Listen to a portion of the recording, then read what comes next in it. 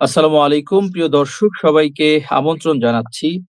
সুদূর প্রবাস থেকে পরিচালিত শিকাগো ভিত্তিক এবং যারা বাংলাদেশেও কাজ করছে ফব টিভি, ফ্রিডম অফ ভয়েস টিভির গ্লোবাল পালস খুবই গুরুত্বপূর্ণ একটি অনুষ্ঠান। এটি আমাদের সাপ্তাহিক অনুষ্ঠান। এই অনুষ্ঠানে আপনাদেরকে স্বাগত জানাচ্ছি। প্রতিবারের ন্যায় এবারেও আমাদের এই অনুষ্ঠানে বাংলাদেশ এবং বিশ্বের বিভিন্ন বিষয় নিয়ে বিশ্লেষণধর্মী আলোচনা করবেন। আজকে একজন অতিথি আমাদের সামনে উপস্থিত আছেন যিনি বাংলাদেশ রাষ্ট্র সংস্কার আন্দোলনের সম্মানিত যুগ্ম সাধারণ সম্পাদক দিদারুল ভূঁইয়া। তিনি আমাদের সাথে উপস্থিত আছেন। আমরা আপনাদের করা বিভিন্ন প্রশ্ন এবং আমাদের জানার আগ্রহ থেকে বিভিন্ন প্রশ্ন করব। দর্শকদেরও কিছু প্রশ্ন আমরা কমেন্ট থেকে নেই। তো সেই প্রশ্নের আলোকে আমরা আমাদের অতিথিদেরকে প্রশ্ন করি এবং তারা সেটার আলোকে উত্তর দেন। তো আজকে আমরা খুবই গুণী একজন মানুষ, তরুণ তুর্কি বলা চলে। বাংলাদেশের রাজনীতিতে নয়া রাজা বলতে পারি আমরা। আমরা হয়তো পেতে যাচ্ছি খুব শীঘ্রই। তো আমাদের সাথে উপস্থিত আছেন আমাদের প্রিয় দিদার ভূঁইয়া ভাই। ভাইয়া কেমন আছেন? জি, আলহামদুলিল্লাহ আমি খুব ভালো আছি। আপনি কেমন আছেন? জি, আলহামদুলিল্লাহ আমিও ভালো আছি। বাংলাদেশে তো এখন আসলে একটা নির্বাচনী আমেজ চলছে। এবং যেটাকে বলা চলে যে আমরা সবাই একটা ঈদের ফিল পাচ্ছি। কারণ আমরা তো নতুন ভোটার যারা, আমি জানি না আপনি এখন পর্যন্ত আ ভোট দিতে পেরেছেন কিনা? আমি নিজে ভোট দিতে এখনো পারিনি। এই বছর চিন্তা ভাবনা আছে যে আনুষ্ঠানিকভাবে ভোট দিব ইনশাআল্লাহ। তো একটা ঈদ ফিল হচ্ছে কিনা বাংলাদেশে? এই যে নির্বাচনটা আমাদের সামনে এলো, তো আমরা এই নির্বাচনটাকে কিভাবে উদযাপন করতে পারি? এবং আপনি কি মনে করেন যে এই যে ২৬ এর যে জাতীয় নির্বাচন, এটা সব দলের অংশগ্রহণে একটি সত্যিকারের অন্তর্ভুক্তিমূলক নির্বাচন হতে যাচ্ছে কিনা? বিশেষ করে আওয়ামী লীগ বিহীন যে নির্বাচনটা হচ্ছে। তো এটা আসলে কতটুকু উৎসবমুখর হবে আপনি মনে করেন? জি, অনেক ধন্যবাদ এবং খুবই গুরুত্বপূর্ণ একটা প্রশ্ন, একটা বিষয়। আ প্রথমত নির্বাচনটা অংশগ্রহণমূলক হবে কিনা? আমি মনে করি যে মানুষ যদি আসলে ভোট দিতে পারে, মানুষ যদি ভোট দিতে পারে এবং মোটামুটি যদি শান্তিপূর্ণ পরিবেশ হয়, আ মানুষের অংশগ্রহণটাই আসলে সবচেয়ে গুরুত্বপূর্ণ। এখানে এবং অবশ্যই আ যারা মাফিয়া যাদেরকে আমরা আসলে যুদ্ধ করে দেশ ছাড়া করছি, তাদের তো অংশগ্রহণের কোনো প্রশ্ন আসে না। কিন্তু এই ছাড়া বাকি যারা আছে, তারা যদি অংশগ্রহণ করতে পারে তাহলেই আ আমি মনে করব যে এটা একটা সফল নির্বাচন। তবে এই ক্ষেত্রে একটা বড় ধরনের প্রশ্ন কিন্তু শুরু থেকেই রয়ে গেছে। সেটা হচ্ছে আপনি জানেন যে আ আমাদের দলের যে নিবন্ধন, সেটা কিন্তু আজকে ৫ মাসের মতো প্রায় হয়ে গেছে। কোর্টের রায় আমরা পেয়েছি আমাদের দলের নিবন্ধনের পক্ষে। কিন্তু আমাদেরকে কিন্তু নিবন্ধন এখন পর্যন্ত কোর্টের এই যে রায়টা, এটাকে ইমপ্লিমেন্ট করার সময় নাকি নির্বাচন কমিশন পায় নাই। এইটা একটা খুব গুরুত্বপূর্ণ আ ইস্যু আমার কাছে মনে হয়। এটার সঙ্গে আমি মেলাতে চাই সেটা হচ্ছে যে আপনি জানেন যে আমরা জাতীয় যে ঐকমত্য কমিশন এবং নির্বাচন কমিশনের যে সংস্কার কমিশন, সেই যে কমিশনের যে প্রস্তাবগুলো এগুলো কিন্তু এই নির্বাচন কমিশন এগুলো কিন্তু এগুলো অ্যাকসেপ্ট করেন নাই। মানে এই সংস্কার প্রস্তাবগুলো আমরা ইমপ্লিমেন্ট করতে পারি নাই। এবং এইখানে নির্বাচন কমিশন থেকে খুব দম্ভের সঙ্গে আমি বলবো যে বলা হয়েছে যে এই যে সংস্কার প্রস্তাবগুলো এগুলো যদি ইমপ্লিমেন্ট করা হয় তাহলে নির্বাচন কমিশন তার নাকি স্বতন্ত্রতা, তার নাকি স্বাধীনতা, তার নাকি সক্ষমতা হারাবে। তো জি, মানে এইটা এইটা যে এবং আরো একটা বিষয় আমি বলব, সেটা হচ্ছে যে আমরা যখন আমাদেরকে নিবন্ধন দিল না, তখন আমরা আমাদের অল্প কয়েকজন প্রার্থীকে আমরা অন্তত স্বতন্ত্র ইলেকশন করানোর চেষ্টা করলাম এবং জি, সেখানেও আমাদের প্রার্থীদের বাসায় পুলিশ সহ ম্যাজিস্ট্রেট গেছে। তো পুলিশ সহ ম্যাজিস্ট্রেট যাওয়ার তো কোনো আসলে আইন নাই, কোনো উপায় নাই, কোনো কার্টেসি বা নর্মস, রেগুলেশনস কোনো কিছু নাই। তারপরেও জি, গেছেন কিন্তু এবং তারা সেখানে ওদেরকে এই যে ১% স্বতন্ত্র ভোটার যারা সমর্থন করছে আমাদের স্বতন্ত্র প্রার্থীদেরকে, তাদেরকে জি, ভয়ভীতি দেখাইছেন এবং আমরা এটা প্রেস কনফারেন্স করেও বলছি যে অন্তত ৪ জন আমাদের এরকম যারা আমাদের সমর্থক তারা কিন্তু এলাকা ছাড়া হয়ে গেছেন। তারপরে আ লাকিলি ২ জনের বাসায় যে পুলিশ গেছেন এরা আবার একটা সাহসের সঙ্গে এই বিষয়টাকে ডিল করতে পারছেন। তারা তখন ধরেন যে পুলিশকে বলছেন যে, "ভাই ঠিক আছে আমরা চিনি না, জানি না।" কিন্তু তারা কৌশল করে একটা ভিডিও রেকর্ড রেখে দিচ্ছেন এবং পরবর্তীতে তারা আমাদের সঙ্গে যোগাযোগ করেন এবং এই পুরো ঘটনা বিস্তারিত আমাদেরকে বলেন এবং তারা ওই ভিডিওটা আমাদেরকে দেখান যে পুলিশ যে তাদের বাসায় গেছে এবং পুলিশ যে বের হয়ে যাচ্ছে গাড়ি সহকারে। এই জি, ভিডিওটা পরে আমরা যখন আমাদের আপিল করি নির্বাচন কমিশনে, তখন আমরা এই ভিডিওটা দেখাই। তো এই ভিডিওটা দেখানোর পরে আমাদের যে নমিনেশন সেটাকে অ্যাকসেপ্ট করা হয়। আমরা অল্প কয়েকটা জায়গায়, কিন্তু আমরা আমরা ৪ টা জায়গায় আসলে ইলেকশন করছি। কিন্তু আমরা মেইনলি সবচেয়ে বেশি এফোর্ট দিচ্ছি বা মেইনলি আমরা ইলেকশন করছি আসলে একটা জায়গায়, সেটা হচ্ছে বাজিতপুর নিকলি, যে কিশোরগঞ্জ ৫ এর যে আসনটা, সেখানে আমাদের দলের সভাপতি জনাব হাসনাত কাইয়ুম তিনি ইলেকশন করছেন এবং আমরা আমাদের ক্ষুদ্র সামর্থ্যের পুরোটা দিয়ে আসলে যতটুকু আমরা করতে পারছি আরকি। আমরা জি। সেখানটায় জিতে আসার জন্য আমরা সর্বোচ্চ চেষ্টাটা করছি এবং আমরা আশা করছি যে আমরা জিতে আসবো। কিন্তু আপনার আপনার আলাপটায় আবার যদি ফিরে যাই, সেটা হচ্ছে যে নির্বাচনের একটা উৎসবমুখর পরিবেশ ওই অর্থে না হলেও একরকম মানুষের মধ্যে একটা আকাঙ্ক্ষা তৈরি হয়েছে যে হ্যাঁ, ইলেকশনটা বোধহয় হয়েই যাচ্ছে। মানে এখন হয়ে পর্যন্ত যাচ্ছে। ধরেন যে কারো, কারো মানে ধরেন যে ২ দিন আগেও হয়তো অনেকের মধ্যে এই আশঙ্কাটা ছিল যে ইলেকশনটা কি আসলে শেষ পর্যন্ত হবে কিনা? বা হইলে এখানে আসলে কতটুক ক্যাজুয়ালিটি, কতটুক সহিংসতা আসলে হইতে পারে? এবং এটা নিয়ে আমি জি, নিজেও শঙ্কিত ছিলাম। এখনো যে আমি আমার আমার শঙ্কা যে পুরোপুরি কেটে গেছে সেটা না। আমি একসময় তো পুরোই মনে করছিলাম যে আমাদের আসলে ধরেন যে কফিনের মিছিল সহকারে ইলেকশনের ভোট দিতে যাইতে হবে। কিন্তু আমার এখন মনে হচ্ছে যে সেই আশঙ্কাটা কিছুটা হলেও অল্প, অল্প করে কাটা শুরু করছে। মানুষ যে আসলে শান্তিপূর্ণভাবে ইলেকশনে ভোট দিতে চান, এইটাই আসলে আমাদের শেষ ভরসার জায়গা এবং এইটার কারণে যারা আসলে একটা বড় অংশ, আমি বলবো যে একটা একটা বড় অংশ না হলে একটা একটা গুরুত্বপূর্ণ শক্তি রাষ্ট্রের মধ্যে এবং আমাদের রাষ্ট্রের বাইরেরও, তারা আসলে এই ইলেকশনটাকে বানচাল করতে চান। লিস্ট এখানে একটা ধরেন যে অরাজক পরিস্থিতি তৈরি করার চেষ্টা করছেন। সো আমার বিশ্বাস যে এখন পর্যন্ত তারা সেই অর্থে সফল হন নাই বলে আমি মনে করি এবং আমি আশা করি, আমি বিশ্বাস করি যে বাংলাদেশের জনগণের উপর আমার সেই আস্থাটা আছে। আমি বিশ্বাস করি যে শেষ পর্যন্ত জনগণের যে একটা শান্তিপূর্ণ নির্বাচনের যে আকাঙ্ক্ষা, সেটাই জয়ী হবে। যারা নির্বাচনটাকে বানচাল করার চেষ্টা করছেন বা নির্বাচনে অনেক ক্যাজুয়ালিটি, অনেক সহিংসতা তৈরি করার চেষ্টা করছেন, নির্বাচনটাকে বাতিল করে দেওয়ার চেষ্টা করছেন, তারা ব্যর্থ হবেন। একটুখানি সঙ্গে একটুখানি এড করি।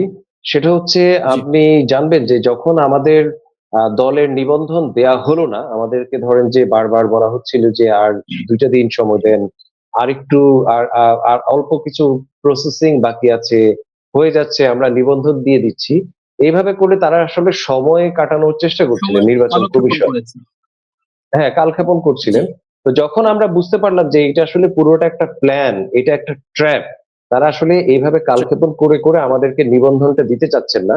তখন আমাদের মধ্যে অনেকেই, আমরা আমরা অনেকেই ধরেন যে একটা প্রবল আ প্রতিবাদ বা প্রতিরোধ করার জন্য আমরা অনেকেই ভাবছিলাম।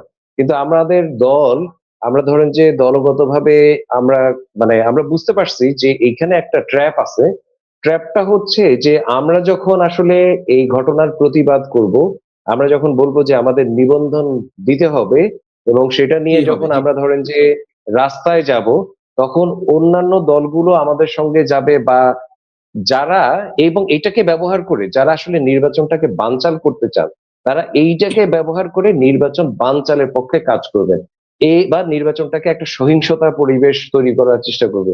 এই জিনিসটা বুঝতে পেরে আমাদের দলের সর্বোচ্চ রকমের একটা ক্ষতি স্বীকার করেও আমরা সেই আপনার আন্দোলনের পথে না গিয়ে আমরা ধরেন যে এই সময়টাকে আমরা সর্বোচ্চ আপনার ধরেন যে নিজেদেরকে স্যাক্রিফাইস সংযত করেছেন। করে, হ্যাঁ, সর্বোচ্চ আমরা স্যাক্রিফাইস করছি। জি, আমরা আসলে দলীয়ভাবে আমরা এক ধরনের ধরেন যে আমরা একটা সুইসাইড করছি যে আমাদের নিবন্ধন আমি ছাড়া, এবং এই যতটুকু জানি ইলেকশনটা আপনি, জি, জি, দিদার জি, ভাইয়া, আমি এই যে শেষ করে দিদার ভাইয়া বলছি। আমরা যতটুকু জানি জি, যে আপনার এই দলটা আপনাদের রাষ্ট্র সংস্কার আন্দোলন এবং এনসিপি এবি পার্টি সহ একটা আ স নির্বাচনী ঐক্যের দিকে আপনারা এগোচ্ছিলেন বা ঐক্যটা হয়ে গিয়েছিল সম্ভবত।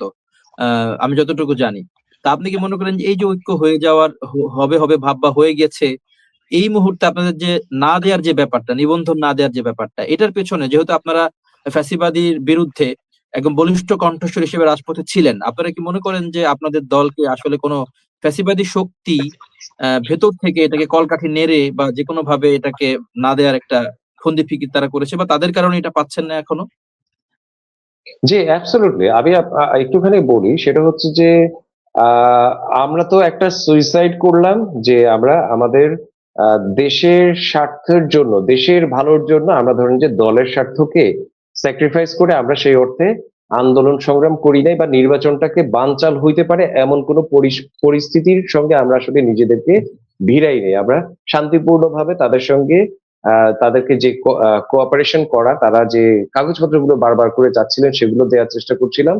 কিন্তু আমি যে জিনিসটা এখন জোরালো ভাবে বলতে চাই সেটা হচ্ছে যে, যেহেতু ইলেকশনটা মোটামুটি হয়েই যাচ্ছে বলে মনে হচ্ছে, এখন আমরা সেই জি, প্রসেসটা শুরু করেছি। তো আমরা নির্বাচন কমিশনের বিরুদ্ধে কোর্টের যে একটা কন্টেম্প্ট তারা করলেন, কি বলে এটাকে, বিচার বিভাগের বা আদালতের একটা যে বরখেলাপ করলেন, এইটা নিয়ে আমরা এখন তাদেরকে উকিল নোটিশ পাঠাচ্ছি, এবং যে মামলার যে প্রসেস, হ্যাঁ, আদালত অবমাননার যে মামলা, সেই প্রসেসটা আমরা জি, শুরু করছি।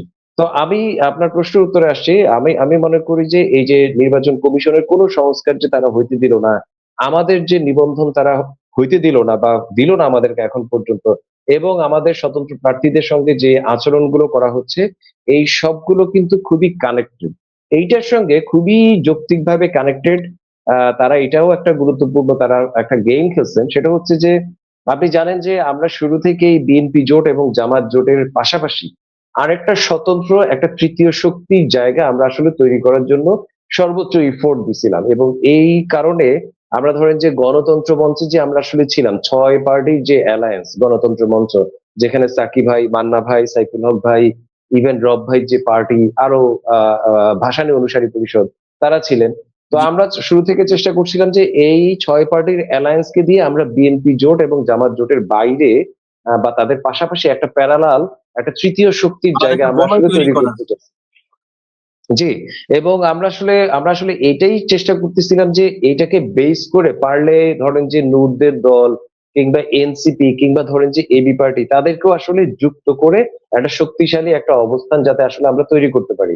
আমাদের জি, আন্ডারস্ট্যান্ডিং হচ্ছে যে বিএনপি কে ভোট দেয়া মানুষের জন্য আসলে মানে কোনো প্রশ্ন ছাড়া যে মানুষ আসলে বিএনপি কে ভোট দিতে পারবে এমন কিন্তু না। বিএনপি আমরা প্রকাশ্যভাবেই আমরা একরকম আসলে দেখছি যে বিএনপি একরকম সংস্কারের বিপক্ষে এক ধরনের তারা অবস্থান নিছেন, কিংবা ধরেন যে এই যে তারা যে আসলে এক ধরনের লুটপাট বা একটা চাঁদাবাজি একটা মেকানিজমের সঙ্গে যে তারা আসলে জড়াই গেছেন অঙ্গাঙ্গি ভাবে, এবং বিএনপির জি, নেতৃত্ব ধরেন যে অনেকজনকে ছাঁটাই করে বা বহিষ্কার করেও এটাকে যে কন্ট্রোল করতে পারতেছেন না। আমাদের আশঙ্কা জি, যে এর পরবর্তীতে বা এইসবের কারণে আমরা মনে করি যে বিএনপি কে ভোট দেওয়ার আগে মানুষের আসলে একটা সিদ্ধান্ত নিতে হবে। একই রকম ভাবে জামাতকে ভোট দেয়া বা জামাত জোটকে ভোট দেয়া মানুষের জন্য আসলে আরেকটা বড় সিদ্ধান্ত। তাদের যে একটা ঐতিহাসিক একটা যে মানে একটা যে অপরাধ আসলে তাদের আছে, ব্যাকলগ ব্যাগেজ যে তাদের আসলে আছে, এইটা মানুষের জন্য আসলে একটা বড় সিদ্ধান্তের বিষয় অবশ্যই। এর পরবর্তীতে তারা অনেকগুলো জিনিস ভালো কাজ করছেন এই সংস্কারের প্রশ্নে কিংবা এই গণ অভ্যুত্থানে। তারা আমাদের মানে আমাদের সঙ্গে আমাদের সারথি ছিলেন। জি, সেই জিনিসগুলো জি, ভালো, কিন্তু তাদের এই যে ব্যাকেজ, তাদের এই কারণে তাদেরকে ভোট দেওয়া মানুষের জন্য একটা বড় ধরনের সিদ্ধান্ত। সো আমরা সেই কারণে আমরা মনে করছি, এবং জরিপগুলো তো আমরা দেখছিলাম যে 50% 60% মানুষ আসলে আপনার এই দুইটা জোটের বাইরে ভোট দেওয়ার চেষ্টা করছে, বা তারা ধরেন যে একটা ফ্লোটিং জায়গায় ছিলেন।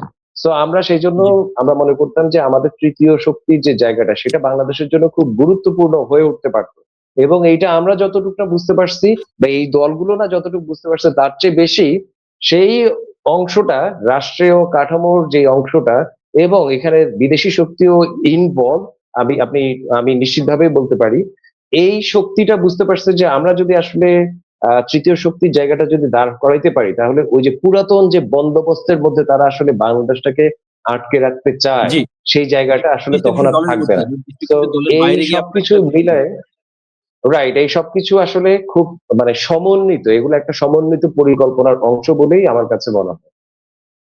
আচ্ছা, আচ্ছা। জি, আপনি খুবই মূল্যবান অনেক কথা বললেন। তো আপনার কথার রেশ ধরে যদি আমি বলতে চাই যে আপনি বললেন যে চাঁদাবাজি বা যেটা টেন্ডারবাজি যেটাই হোক না কেন এবং সংস্কারের পক্ষে মানে এখনো জোরালোভাবে বিএনপি আগাচ্ছে না বা হা ভোটের পক্ষে তারা এখনো ক্যাম্পেইন ওইভাবে অনেকের অভিযোগ যে তারা করছে না।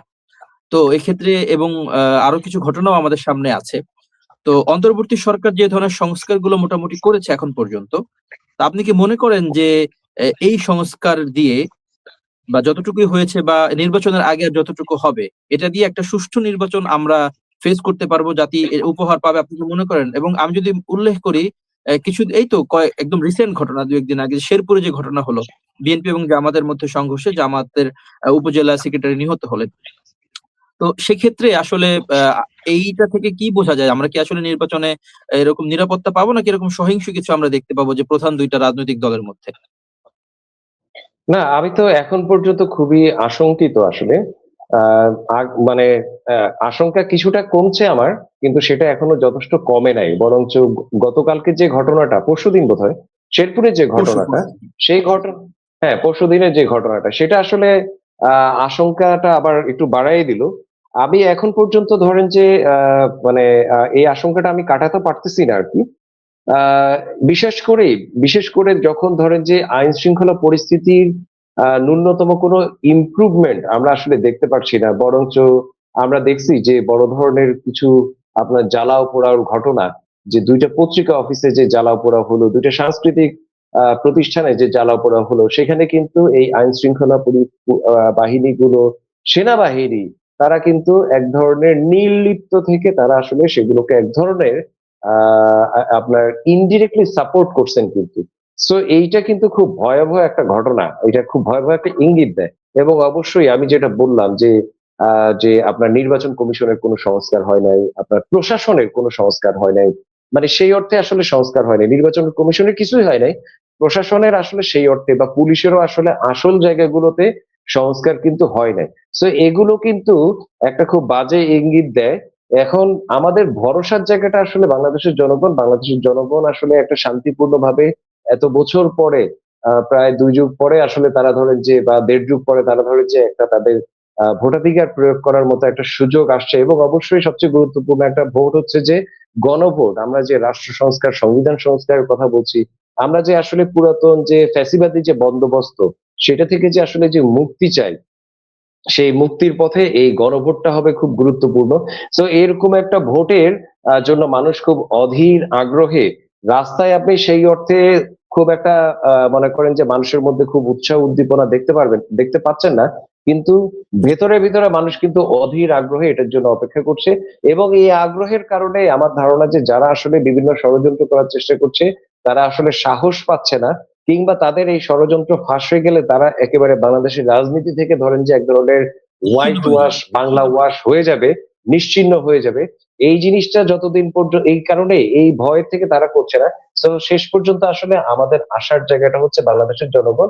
এবং আমি বিশ্বাস করি যে বাংলাদেশের জনগণ আসলে সর্বোচ্চ সংযত থেকে সবচেয়ে সঠিক সিদ্ধান্ত নিয়ে তারা আসলে নির্বাচনটাকে নিশ্চিতভাবে আসলে সম্পন্ন করতে পারবে। জি। আ প্রিয় দিদার ভূঁইয়া ভাই, আপনি খুব চমৎকারভাবে আমাদের প্রশ্নগুলোর বিশ্লেষণ করলেন, উত্তর দিলেন। তো আমি আরেকটা প্রশ্ন আপনাকে করতে চাই, সেটা হলো যে আমাদের যেহেতু ১২ই ফেব্রুয়ারি হচ্ছে, আমরা ধরে নিচ্ছি আমাদের নির্বাচন ইনশাআল্লাহ হবে। আমরা সুষ্ঠুভাবে নির্বাচন বা ভোট কেন্দ্রে যেতে পারবো এবং আমরা একটা ফলাফল জনগণের যে মতামত, স্বাধীন মতামত আমরা জানতে পারবো। তো এরপরই তো রোজা। কিছুদিন পরেই রোজা। তো আমরা গত বছর যেটা দেখেছিলাম যে অন্তর্বর্তী সরকার রোজার সময়ে কিছুটা হলেও দ্রব্যমূল্যর কন্ট্রোলিং বা দামটাকে নিয়ন্ত্রণ করার ট্রাই করেছে। যেটা সুফল জনগণ পেয়েছেও। কিন্তু এই নির্বাচনের পরবর্তী সময়ে অথবা মানে এখন যে অবস্থা চলছে, এটা কি আরো খারাপ দিকে যাবে? নাকি আমরা আগে গতবার যে সুফলটা ভোগ করেছি সেটা পেতে পারি? মানে এবারের রোজায় তো আসলে এই ইন্টারিম গভর্নমেন্ট তো আর আসলে ক্ষমতায় থাকবেন না। আচ্ছা। মোস্ট জি। প্রবাবলি ক্ষমতায় থাকবেন হচ্ছে বিএনপি সরকার। এবং বিএনপি সরকারের আসলে অতীত যে রেকর্ড, সেটা আসলে আমাদেরকে খুব একটা আশাবাদী করতে দিচ্ছে না আরকি। কিন্তু আবার ধরেন যে আমার কাছে যে জিনিসটা মনে হয়, আগের মতো সেই অর্থে লুটপাট করা, যে ব্যবসায়ীদেরকে, ধরেন যে ব্যবসায়ী তো না এরা ধরেন যে একটা মাফিয়া সিন্ডিকেট, যারা প্রকৃত ব্যবসায়ী, তারা কিন্তু তাদের কিন্তু কোনো মানে তারা কিন্তু কোনো কিছু আসলে করতে পারেন না, যারা ব্যবসাটা জি। করতে চান। আর যারা ধরেন যে সেই অর্থে ক্ষমতাকে ব্যবহার করে এখানে ধরেন যে ব্যবসার নাম দিয়ে মানুষের পকেট কাটা, মানুষকে আসলে নাজেহাল করা, ব্যাংক লুট করা, এগুলো আসলে যাদের ধান্দা, তারা ধরেন যে তাদেরকে বিএনপি কতটুকু কন্ট্রোল করতে পারবে এটা একটা বড় আশঙ্কা। কিন্তু আমার কাছে মনে হয় যে আগের মতো, কারণ বাংলাদেশের মানুষ এখন খুবই সচেতন, বিএনপি যদি এই জায়গাগুলোতে বড় ধরনের ভুল করে তাহলে বিএনপি তার কফিন খুঁড়বে। তখন তাকে হয়তো আর 5 বছর শাসন সে করবে, সরকার পরিচালনা করবে, এই নিশ্চয়ই একটা স্বপ্ন হয়তো তাকে, ভাবনার সুযোগ এই থাকবে। স্বপ্ন হয়তো তাকে আসলে ভুলে যেতে হবে। রেদার তখন জি, হয়তো, তখন তাকে আসলে এনএফসি তে যাইতে হবে। আমি ধারণা করি যে তখন হয়তো 6 মাস 1 বছরের মধ্যেই জি, যদি বিএনপি আগের বিএনপি হয়, আগের মতো করে যদি সরকার পরিচালনা করে, আগের মতো যদি এখানে দ্রব্যমূল্য, এখানে ধরেন যে বিএনপির সবচেয়ে বড় একটা অপরাধের জায়গা আমরা যেটা বলি যে র‍্যাব সৃষ্টি করা, অপারেশন ক্লিন হার্ট এর নাম করে বিনা বিচারে আপনার শত শত মানুষকে খুন করা, এই যে বিএনপির যে এই মানে কি বলে আওয়ামী লীগ সরকার এগুলোকে আরো ভয়াবহ করছেন, কিন্তু শুরুর জায়গাটা কিন্তু বিএনপির হাত ধরে, অন্তত এই বিষয়গুলোতে। হিস্টোরিক্যাল শুরু অবশ্যই ধরেন যে শেখ মুজিবের হাত ধরে, অত পিছনে আমি গেলাম না, কিন্তু এই সময় যারা আসলে ক্রিয়াশীল তাদের মধ্যে ধরেন যে বিএনপির এখানটা বড় ধরনের দায় অবশ্যই আছে। এবং আমার কাছে মনে হয় যে জনগণই শেষ পর্যন্ত, আবারও জনগণই শেষ পর্যন্ত আসলে ভরসা। জনগণের প্রতিরোধ যদি থাকে, জনগণ যদি আসলে সচেতন এবং সজাগ থাকে, তাহলে বিএনপি আগের মতো ব্যর্থতার পথে যাইতে পারবে না বলেই আমি আমি আশা করি আর কি।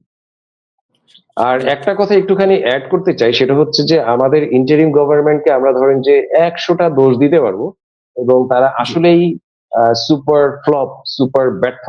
আমি মনে করি যে এখন যদি তারা অন্তত নির্বাচনটা যদি ধরেন যে ন্যূনতম ক্ষয়ক্ষতির মধ্যেও যদি নির্বাচনটা যদি করে ফেলতে পারেন, তাহলে আমি তাদেরকে অন্তত পাস বলবো। কিন্তু অবশ্যই আপনি যেটা বলছেন, এইটা কিন্তু তাদের একটা অ্যাচিভমেন্ট ছিল। তারা বাংলাদেশে আসলে প্রথমবারের মতো দেখাইছেন যে দ্রব্যমূল্য নিয়ন্ত্রণে রাখা ইভেন রোজার মাসেও, এটা বাংলাদেশে খুবই সম্ভব। সো এই যে একটা একটা বেঞ্চমার্ক যে তারা আসলে তৈরি করছেন, তারা যে একটা দৃষ্টান্ত তৈরি করছেন, আমি আশা করব যে পরবর্তী সরকারগুলো এই দৃষ্টান্তটা ফলো করতে বাধ্য থাকবে। জি। আরেকটা প্রশ্ন, ছোট্ট প্রশ্ন, সেটা হলো আপনারা রাষ্ট্র সংস্কার আন্দোলনের পক্ষ থেকে যে দফাগুলো দিয়েছেন, যে দাবিগুলো আপনাদের আছে, আপনারা কি মনে করেন পরবর্তীতে বিএনপি আসুক বা জামায়াত আসুক বা XYZ যে আসুক ক্ষমতায়, তারা কি সেটা বাস্তবায়ন করবে বা সংস্কারগুলো কি করবে? দেখুন আমাদের যে মানে বড় যে পূর্ণ যে আমাদের আসলে ধরেন যে সংস্কার প্রস্তাব, এটা আসলে অনেক বড় একটা বিষয়। ৩১ কিন্তু দফা, আমরা ৩১ জিনিসটা দফা? জানি না, আমাদের আমাদের হচ্ছে ৭ দফা যে প্রস্তাব, রাষ্ট্র সংস্কারের যে আচ্ছা, সংস্কার প্রস্তাব, সেটা একটা ৭ দফা প্রস্তাব। ৭ দফা আচ্ছা, আচ্ছা, শুনলেই আচ্ছা। ছোট মনে হবে, কিন্তু ৭ দফার মধ্যে ধরেন যে হয়তো অনেকগুলো বিষয় অনেকগুলো ব্যাপার আছে, আছে। জি, অনেকগুলো বিষয় আছে। কিন্তু এখানটা আমরা ধরেন যে মেইনলি ফোকাস করছি হচ্ছে ধরেন যে সংবিধানকে নিয়ে, আইনকে নিয়ে, আমরা ধরেন যে অর্থনীতিকে নিয়ে আমরা মেইন ফোকাস এই জায়গাগুলো বা প্রশাসন, হ্যাঁ, লোকাল গভর্নমেন্ট, আর তারপরে ধরেন যে সরকারের জবাবদিহিতার জায়গাগুলো কিভাবে আসবে, স্বচ্ছতার জায়গাগুলো কিভাবে আসবে, এই জায়গাগুলোকে আমরা ফোকাস করছি। এইটা ধরেন যে আরো অনেক অনেক সংস্কার আরো বাকি আছে, যেমন ধরেন যে আপনি আসলে সমাজকে কিভাবে ঠিক করবেন, মব যে কালচার একটা আমাদের আসলে রন্ধ্রে রন্ধ্রে ঢুকে গেছে, এবং এটা যে আসলে এই সরকারও যে এটাকে, এটা পালে যে হাওয়া দিয়ে এটাকে যে আরো শক্তিশালী করছে, এটাকেও তো আমাদের আসলে ঠিক করতে হবে। অনেকেই জি। আমরা বলি যে মানুষ ঠিক না হলে কোনো কিছু হয় না। তো মানুষকে, সমাজকে আসলে সেই ভালো কাজের প্রতিযোগিতা এবং খারাপ কাজের জন্য পানিশমেন্ট, ভালো কাজের জন্য পুরস্কার, খারাপ কাজের জন্য তিরস্কার, এই যে একটা সামাজিক যে একটা বন্দোবস্ত থাকে, এই জায়গাগুলো আমাদের করতে হবে। কিন্তু আমার কাছে গুরুত্বপূর্ণ যেটা মনে হয় যে শুরুটা করতে হয় ধরেন যে আইন কানুন দিয়ে। কারণ আপনি দেখবেন যে আমাদের এই লোকরা যে হয়তো ঢাকা শহরে ধরেন যে রাস্তাঘাটে থুতু ফেলে বেড়ায়, হংক করে বেড়ায়, মানে হর্ন দিয়ে বেড়ায়, মানে সব রকমের ধরেন যে সিভিক সেন্স গুলো ভায়োলেট করে চলে, সে ধরেন যে ক্যান্টনমেন্টে গেলে কিন্তু একদম ভদ্র হয়ে চলে, গাড়িটা ঠিক মতো চালায়, হর্ন দেয় না, লাইন মেনটেন করে, যেখানে সেখানে ময়লা ফেলায় না। এই যে বিষয়গুলো, এর কারণ হচ্ছে কি, কারণ হচ্ছে যে যখন সে জানে যে সে যদি এখানে কোনো ফল্ট করে, তার আসলে তিরস্কার পাইতে হবে, মানে তাকে একটা কোনো শাস্তি পেতে পানিশমেন্টের হবে। মধ্যে দিয়ে হ্যাঁ। যেতে হবে। আর যখন সে বাইরে থাকে, হ্যাঁ, সো এই যে ধরেন যে ভালো কাজ করলে আপনি পুরস্কার পাবেন আর খারাপ কাজ করলে আপনি তিরস্কার পাবেন। এইটাই আসলে আসলে একটা রাষ্ট্রের আসলে করতে হয়। এটাই আসলে রাষ্ট্রের প্রধান কাজ। আমি যদি খুব সংক্ষেপে রাষ্ট্রের কাজের কথা বলি। আমার কাছে মনে হয় যে আমরা যে সংস্কারের যে ইয়েগুলো আমরা প্রস্তাবগুলো করছি রাষ্ট্র সংস্কার থেকে যে ৭ দফা প্রস্তাব, আইনের জায়গাটায় আমরা যে ফোকাসটা করছি এটার অনেকাংশ বা কিছু অংশ অন্তত এই ধরেন যে এই যে জাতীয় ঐকমত্য কমিশনের মাধ্যমে এই যে জুলাই সনদের মধ্যে এই জিনিসগুলো আছে। আর অনেকগুলো জায়গায় আমাদের ধরেন যে আশানুরূপ হয় নাই। কিন্তু ধরেন যে কিছু, কিছু মানে শুরুর জায়গাটা। আমরা এই কমিশনে শুরু থেকে যে জায়গাটা বলছিলাম যে আমরা সর্বোচ্চ ছাড় দিচ্ছি। আপনি দেখবেন যে জুলাই সনদে একমাত্র আমাদের দলের কোনো নোট অফ ডিসেন্ট নাই। একমাত্র আমাদের দলের কোনো নোট অফ ডিসেন্ট দেয়নি আমরা। আমরা বলছি যে ভাই সবাই যতটুক মানে ততটুকুই আমি আসলে নিয়ে শুরু করতে চাই। শুরু করাটা হচ্ছে গুরুত্বপূর্ণ। এই সময় যদি আমরা শুরু করে যদি মানুষকে কিছুমাত্র এটার বেনিফিট যদি দেখাইতে পারি তাহলে মানুষই আগামীবার বলবে যে গতবার এই ২ টা করছিলেন তাতেই আমরা এতটুকু বেনিফিট পাইছি।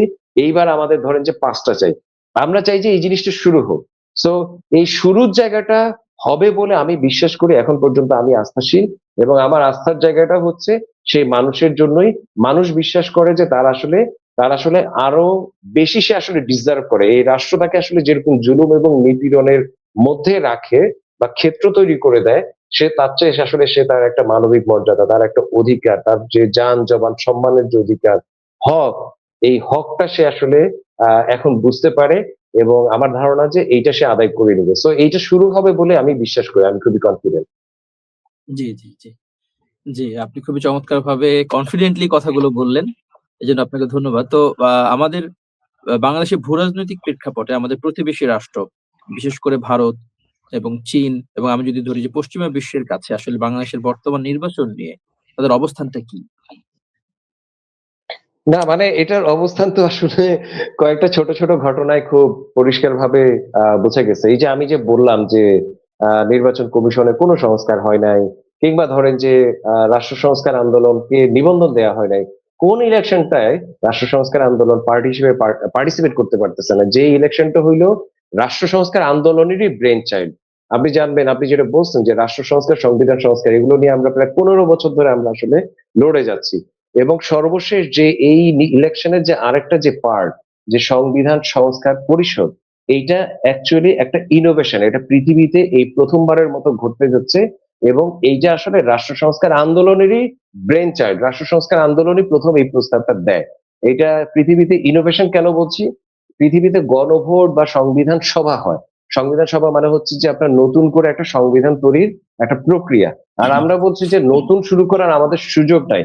আমাদের যে বাস্তবতা সেখানে আসলে আমাদেরকে আগের বেসটাকে ধরেই ওইটাকে বেস ধরেই ওটার কোথায় কোথায় ত্রুটি আছে বিচ্যুতি আছে সেগুলোকে চেঞ্জ করে সেগুলোকে সংস্কার করে কিছু সার্জারি করে আসলে আমাদেরকে পরের ধাপে যেতে হবে। কারণ হচ্ছে যে আমরা জানি যে আমাদের যে ভূ রাজনৈতিক যে প্রেক্ষাপট, আমাদের দেশীয় যে রাজনৈতিক প্রেক্ষাপট, এখানে আপনার যদি আমরা নতুন সংবিধান করতে চাই তাহলে এটা ইসলামিক রাষ্ট্র হবে নাকি সমাজতান্ত্রিক রাষ্ট্র হবে নাকি গণতান্ত্রিক রাষ্ট্র হবে, এইটা আসলে আমরা মেটাইতে পারবো না ১০ বছরেও। এই জায়গায় আমরা আসলে নাই এবং আমাদের যে ভূ রাজনৈতিক যে প্রেক্ষাপট সেটা আমাদেরকে এই জিনিসটা পারমিট করে না। সো এই কারণেই এই জায়গাগুলোকে কনসিডার করে চিহ্নিত করে আমরা বলছি যে আমাদের ধরেন যে ২ বছরের মধ্যে আসলে এই জিনিসটা ঘটায় ফেলতে হবে। এই জিনিসটা শুরুটা করতে হবে। শুরু হয়ে গেলে একবার তাহলে আসলে এইটা আর কোনোদিন থামবে না। আর আপনার এই যে ইন্টারন্যাশনাল যে সিচুয়েশনটা আমার কাছে মনে হয় যে এটা আসলে খুবই চ্যালেঞ্জিং। আমরা আসলে ইউনূস সরকারের কাছে যে জিনিসটা সবচেয়ে বেশি করে আশা করছিলাম সেটা হচ্ছে অন্তত প্রবাসে আমাদের অবস্থাগুলো কিছুটা হলেও ইমপ্রুভ করবে। আমাদের ধরেন যে আ আন্তর্জাতিক যে সংকটের জায়গাগুলো, ধরেন যে আমাদের যে আসলে আ ট্রেড ডেফিসিয়েন্সি গুলো আছে আমাদের নেইবারদের সঙ্গে কিংবা আ আমরা যে আসলে ওইখানে আননেসেসারি বা আ আনজাস্ট অনেকগুলো ধরেন যে বাধার সম্মুখীন আমরা আসলে হই। আমাদের কোনো বিকল্প নাই, বিকল্প না বা মানে সাস্টেইনেবল বা জাস্টিফাইড বিকল্প না পেয়ে আমরা ধরেন যে তাদের সঙ্গেই সেই ডিল গুলো করতে বাধ্য হই। এই জায়গাগুলো আমরা যে কিছু আন্তর্জাতিকভাবে কিছু ডিসক্রিমিনেশন এর শিকার হই। আমাদের যে ধরেন যে রোহিঙ্গা সংকট যেটা, এই আমাদের ধরেন যে বর্ডার রিলেভেন্ট অনেকগুলো সংকট আছে। আমাদের প্রবাসী শ্রমিকদের নিয়ে আমরা ধরেন যে বিভিন্ন জায়গায় নাজেহাল হইতে হয়। আন্তর্জাতিক অনেকগুলো ক্ষেত্রে আমাদেরকে যে ডিসক্রিমিনেশন এর কথা আগেই বললাম, এই জায়গাগুলো আমরা আসলে ভাবছিলাম যে এই সরকারের আমলে আমরা আসলে এই জিনিসগুলো কিছুটা হইলেও ইমপ্রুভ করব। ইমপ্রুভ যে আমরা করি নাই সেটা না, আমরা আসলে ইমপ্রুভ করছি, কিন্তু আমার কাছে মনে হয় যে যথেষ্ট ইমপ্রুভমেন্ট আসলে হয় নাই। যে কারণে আপনি দেখবেন যে ইউনূস সাহেব গতকালকে যে কথাটা মুখ ফসকে বলছেন, আমি বলবো না, উনি উনি ওনার স্বাভাবিক যে স্বতঃস্ফূর্ত জায়গা থেকে বলছেন সেটাও আমি বলবো না, আমি বলবো যে উনি আসলে একরকম চিন্তা ভাবনা করে সিদ্ধান্ত নিয়ে এই কথাটা বলছেন। আমাদের আহ যে সরকারগুলো যখন আসলে ধরেন যে ব্যর্থ হয়, তখন তারা ধরেন যে জনগণের উপর একটা দায় চাপায় দেওয়ার একটা চেষ্টা করে। এবং ইউনূস সাহেব এই জিনিসটা খুবই আনফরচুনেট, খুবই দুঃখজনক ভাবে উনি খুব বাজে একটা শব্দ ব্যবহার করছেন, যে জালিয়াতির বিষয়টা। আমি বলবো যে ইউনূস সাহেব আমার খুব প্রিয় একজন মানুষ। আমার কিছু সুযোগ হয়েছিল যে ওনার সঙ্গে কাজ করার। আমি সব রেসপেক্ট, আমি আমি খুবই রেসপেক্ট রেখে আমি বলবো যে স্যার, আপনি এই জিনিসটা খুব অন্যায় করছেন বাংলাদেশের জনগণের প্রতি। এবং আমি আসলে বলবো যে আপনার সামনে সুযোগ ছিল যে বেশ কিছু দৃষ্টান্ত তৈরি করা, যে দৃষ্টান্তগুলো দিয়ে আমরা আসলে পরের সরকারগুলোকে ধরতে পারতাম। যেমন একটা উদাহরণ দেই, আমরা এই সরকারের শুরুতে আমরা বলছিলাম যে এখন থেকে যারাই জনগণের টাকায় বেতন নিবে তারা অবশ্যই তাদের সম্পদের হিসাব, তাদের এবং তাদের প্রথম পরিবারের, তাদের যে বাবা মা ভাই বোন, আহ মানে ওয়াইফ এবং বাচ্চা কাচ্চারা, এই যে প্রথম পরিবার, এই প্রথম পরিবারের সম্পদের হিসাব আমাদেরকে দিতে হবে। এবং ইউনূস সাহেব নিজে আমাদের কাছে কমিটমেন্ট করছিলেন। আমার মনে আছে যে 24 সালের নভেম্বর মাসে ইউনূস সাহেব কমিটমেন্ট করছিলেন যে ডিসেম্বরের মধ্যে অন্তত উপদেষ্টাদের সম্পদের হিসাব তিনি অবশ্যই দিবেন। কিন্তু সেই ডিসেম্বর গেল, আরেকটা ডিসেম্বর গেল, আমরা কিন্তু সেই সম্পদের হিসাবটা পাইনি। সো আপনি যদি এইটা যদি করতেন, তাহলে কিন্তু একটা বেঞ্চমার্ক হতো এবং পরের সরকারকে আমরা কিন্তু ঘাড়ে ধরতে পারতাম যে করা যেত। তোমাদের সম্পদের হিসাব দিতে হবে। এই যে সম্পদের হিসাব যে স্যার দিতে পারলেন না, দিলেন না বা দিতে পারলেন না, দুটাই হইতে পারে, আমি জানি না। আমার সঙ্গে স্যারের এটা নিয়ে কোনো কথা হয়নি, বা ক্যাবিনেটের কারোর সঙ্গে আমার এটা নিয়ে কোনো কথা হয়নি, কেউ আমাকে বলতে পারেনি। বা মানে আমার সঙ্গে কথা হয়েছে কিন্তু কেউ আমাকে সঠিক কারণটা আসলে বলতে পারেনি। সো এইটা কিন্তু আপনি যে স্যার যে ব্লেমটা আমাদের উপর করছেন যে জালিয়াতের দেশ, তাহলে এইটাও তো একই রকম একটা ঘটনা ঘটে গেল না? এটা না হইলে তো আমরা আসলে সেই যে নেগেটিভ যে একটা ভাবমূর্তি আমাদের আসলে বিভিন্ন জায়গায় আছে, এই জায়গা থেকে তো আমরা অনেকাংশে উদ্ধার পাইতে পারতাম। আমরা তো বিএনপি বা যে কোনো সংসদ সদস্যের যদি এবং তার প্রথম পরিবারকে যদি আপনি যে আসলে যদি তাদেরকে দুর্নীতি করতে না দেন, তারা যদি দুর্নীতি করতে না পারে, তারা যদি অবৈধ সম্পদ অর্জন করতে না পারে, আমি তো মনে করি যে দুদকের আর কোনো কাজ নাই। দুদকের একটাই কাজ থাকবে, যে শুধুমাত্র যারা এই ৩৫০ এমপি বা এখন ৪০০ এমপি হবে, বা ৪৫০ হবে, এই এমপিদের সম্পদের হিসাব এবং তাদের প্রথম পরিবারের অবশ্যই। মানে তারা যদি চুরি করতে না পারে, তাহলে আপনি এই যে শামীম ওসমানের মতো যে সমস্ত মাফিয়ারা ধরেন যে শত কোটি টাকা খরচ করে ওইখানে ইলেকশন করে সংসদ সাংসদ হইতে চায়, বদির কথা যে আমরা বলি, বা এরকম অনেক উদাহরণ আছে, বিএনপির মধ্যেও আছে। এরা তখন আপনি এদেরকে যদি ১০০ কোটি টাকাও সাধেন যে তোমার আমি ১০০ কোটি টাকা দিব ভাই, তুমি ইলেকশন করো, সে আসলে ইলেকশন করবে না। কারণ সে জানে যে মানে তার জন্য ১০০ কোটি টাকা আসলে বিষয় না, তার জন্য হাজার হাজার কোটি টাকা, ওইখানে গেলে সে হাজার কোটি টাকা ধরেন যে ওখানে আসলে লুটপাট করতে পারে। সো এই জায়গাটা হুম, কিন্তু হুম, আমরা আসলে ধরতে পারতাম, আমাদের একটা বড় ধরনের টার্ন অ্যারাউন্ড, ১৮০ ডিগ্রির মতো একটা টার্ন অ্যারাউন্ড আমাদের হইতে পারতো, যে সুযোগটা আসলে ইউনূস সাহেব মিস করছেন। কিন্তু ওনার এই ব্যর্থতার দায়গুলো উনি আসলে জনগণের উপর চাপানোর একটা খুব চেষ্টা বলে আমার কাছে এই কালকের ওনার কথাটা মনে হয়েছে, এবং এটার জন্য আমি খুবই লজ্জিত। দেন এগেইন আমি বলবো যে ইউনূস সাহেবের সরকারের বিশেষ করে আন্তর্জাতিক জায়গাগুলোতে অন্তত একটা সফলতার জায়গা আছে, যে বিশেষ করে আপনি দেখবেন যে এই যে ক্রিকেট নিয়ে মুস্তাফিজের যে ঘটনাটা হলো, জি, মুস্তাফিজকে যে যে যেভাবে আমরা আসলে এটার জবাব দিতে পারলাম, এটাকে আমি খুবই পজিটিভ ভাবে দেখি। এটা এই ধরনের জবাব আমাদের আসলে খুব দরকার। আমাদের যে আসলে ভারতের সঙ্গে যে ট্রেড এর ক্ষেত্রে যে আমরা ধরেন যে বড় ধরনের সাফারার ছিলাম সবসময়। আমাদের যখন পেঁয়াজ দরকার হইতো তখন তারা পেঁয়াজের দাম বাড়ায় দিত। আমাদের যখন ধরেন যে জিনিসটা দরকার হতো সেটার দাম তারা বাড়ায় দিত। এই জায়গাগুলো কিন্তু গত এই ১.৫ বছর আমাদেরকে সেভাবে তারা ভোগাইতে পারে নাই। সো পারে এই নাই। জায়গাগুলো ইভেন ধরেন যে আরো কয়েকটা দেশ থেকেও আমরা এক ধরনের সম্মানজনক একটা আচরণ পাইছি। সো ভালো মন্দ মিলায়ে কিন্তু এই বিদেশের জায়গাগুলোতে তাদের কিছু অ্যাচিভমেন্ট আছে, কিন্তু এই জায়গাটা, এই যে সরকারকে আমরা আসলে যে জবাবদিহি করতে চাই, এই জায়গাটার যে ব্যর্থতা, এইটা আসলে আমাদেরকে অনেকগুলো জায়গায় ভোগাবে বলে আমি আশঙ্কিত। জি, আরেকটা প্রশ্ন আমি আপনাকে কিছু ব্যক্তিগত প্রশ্ন করব। আরেকটা ছোট্ট প্রশ্ন আমাদের অনুষ্ঠানের একেবারে শেষ পর্যায়ে আমরা চলে আসছি। এই যে আপনি বললেন যে ভারত আমাদেরকে বিভিন্ন মাধ্যমে বা বিভিন্ন সময়ে আমাদের বিপদের সময় তারা আমাদেরকে ভোগাতো, আরো বেশি বিপদে ফেলে দিত। বিশেষ করে মোস্তাফিজের ইস্যুটা আপনি আনলেন এবং এটার কারণে কিন্তু বাংলাদেশ এখন এবার সম্ভবত আইসিসি বিশ্বকাপ, ওয়ার্ল্ড কাপ খেলতে পারবে না বা না খেলার সিদ্ধান্ত নিয়েছে ভারতের মাটিতে। তো অনেকেই বলছে এটা ভারতের পরিকল্পিত ফাঁদে বাংলাদেশ পা দিয়েছে। অনেকে বলছে যে এটা বাংলাদেশের ভুল সিদ্ধান্ত ছিল। পক্ষে বিপক্ষে অনেক কথা আছে। আবার আরেকদিকে আজকে দেখলাম প্রায় আমি যদি ভুল না করে থাকি ১৪ বছর বা ১৮ বছর পর সরাসরি পাকিস্তানের ফ্লাইট গেল, সেটাকে তারা আ একেবারে কি উৎসবমুখরভাবে অভিনন্দন জানিয়ে যেভাবে যে প্রক্রিয়া আছে তারা গ্রহণ করেছে। এবং বিশেষ করে অ্যা মুস্তাফিজের ইস্যুতে এবং আইসিসির খেলা নিয়ে, ভারতের মাটিতে খেলা নিয়ে বাংলাদেশের পক্ষে কিন্তু একমাত্র পাকিস্তান দাঁড়িয়েছিল। এইটাকে আপনি কিভাবে দেখেন? যে ২ টাই তো আমাদের কি থেকে বলে নেইবার রাষ্ট্র বা পা পা প্রতিবেশী রাষ্ট্র। দেখেন আমাদের মানে শত্রু রাষ্ট্র বলতে কোনো আসলে কনসেপ্ট হয় না, বা বন্ধু রাষ্ট্র বলতে আসলে আমি কোনো কনসেপ্ট আছে বলে আমি মনে করি না। রাষ্ট্রের সঙ্গে রাষ্ট্রের সম্পর্কটা হবে হচ্ছে যে আপনার ট্রেডের, সম্মানের, মর্যাদার। আপনি আমাকে সম্মান করবেন, আমি আপনাকে সম্মান করব। আপনার সঙ্গে আমি এই জিনিসটা বিক্রি করব, এই জিনিসটা বিক্রি করার ক্ষেত্রে আপনি আমাকে সুবিধা দিবেন। আপনার এই জিনিসটা আমি কিনবো, সেক্ষেত্রে আপনি আমাকে থেকে একটা সুবিধা পাবেন। এই যে আপনার সম্মান এবং সম্মানজনক ব্যবসার যে সুযোগ বা সম্পর্ক, এইটা আমি মনে করি যে খুব গুরুত্বপূর্ণ। পাকিস্তানের সঙ্গে অবশ্যই আমাদের ভালো ব্যবসায়িক সম্পর্ক হইতে হবে। আমরা পাকিস্তানকে ওয়ান সাইড করে রাখবো বা বন্ধ করে রাখবো এবং সেই সুযোগে ইন্ডিয়া আমাদের ঘাড়ে চেপে ধরবে, এটা তো কোনো অবস্থাতেই গ্রহণযোগ্য না। আবার একই রকম ভাবে ইন্ডিয়ার সঙ্গে আমরা সম্পর্ক বা ব্যবসা করব না, আমরা ব্যবসা করব না আর পাকিস্তান বা মনে করেন যে মিয়ানমার বা চায়নার উপর আমাদেরকে ফুললি ডিপেন্ডেন্ট হইতে হবে, এটা অবশ্যই কোনো অবস্থাতে গ্রহণযোগ্য না। যেটা জাস্টিফাইড, যেটা উপযুক্ত এবং যেটা উচিত, যেটা বাংলাদেশের মানুষের জন্য জরুরি এবং যেটা মানুষের পক্ষে, সেটা হচ্ছে যে আমি সবার সঙ্গে আসলে সম্মানজনক ব্যবসায়ী সম্পর্ক রাখবো।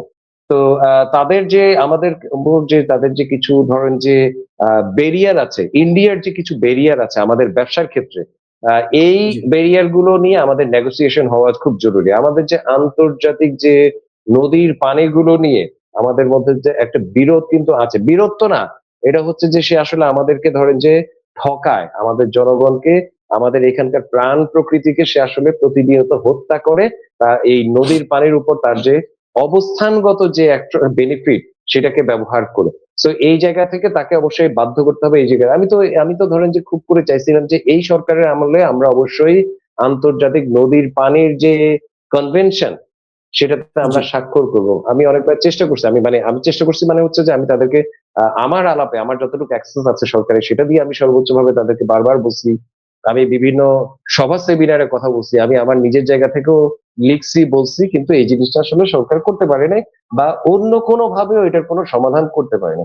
এইটা কিন্তু সরকারের জন্য একটা বড় ধরনের ব্যর্থতা হিসেবে সবসময় থেকে যাবে। এটা রেকর্ডেড থাকবে যে এই সরকার ১.৫ বছর সুযোগ পেয়েও এত গুরুত্বপূর্ণ কাজ, একটা একটা অনুস্বাক্ষর করা, একটা একটা একটা কনভেনশনে অনুস্বাক্ষর করা সে আসলে করতে পারে নাই। এ সরকারের কাছ থেকে একটা আলাপ আমরা শুনছিলাম যে এই কনভেনশনে স্বাক্ষর করলে আমাদের স্বার্থ রক্ষিত হয় না। তাহলে ঠিক আছে, যেটা করলে আমাদের স্বার্থ রক্ষিত হয় বা অন্তত যাত্রাটা শুরু হয় সেটা করেন।